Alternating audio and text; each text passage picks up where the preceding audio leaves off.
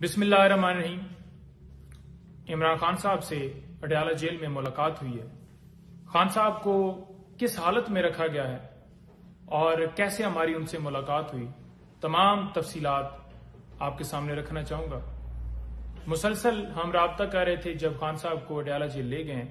पहले तो रिस्पांस कोई नहीं दिया गया और अर्जेंट नोटिस दिया गया कि फौरन पहुंचें, और हम पहुंचे हैं तो बड़ी दहशतगर्दों की तरह हमारी तलाशी ली गई और कहा गया कि कोई चीज़ आपने लेकर नहीं जानी। पहले भी कोई इस तरह का जो है वो सिर्फ और सिर्फ हमारे पास एक वो क्या कहते हैं कि एक पेन था या फिर कुछ डॉक्यूमेंट्स थे जो उनसे साइन करवाने थे, और हमने नोट बनाया हुआ था केसेस के हवाले से, क्योंकि आपको पता है कि 200 के करीब खान साहब के ऊपर केसेस जो हैं वो दर्ज किए गए हैं।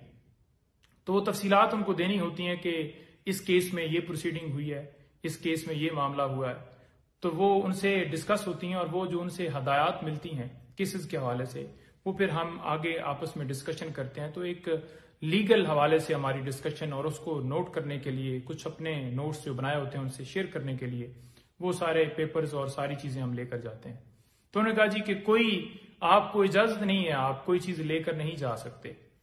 बड़ा हमें हैरानगी हुई। एक जगह के ऊपर तलाशी ली गई, ओवरऑल चेकिंग की गई और हमारे पास तो सिर्फ वही एक पेन और वो पेपर थे, वो उन्होंने ले लिए।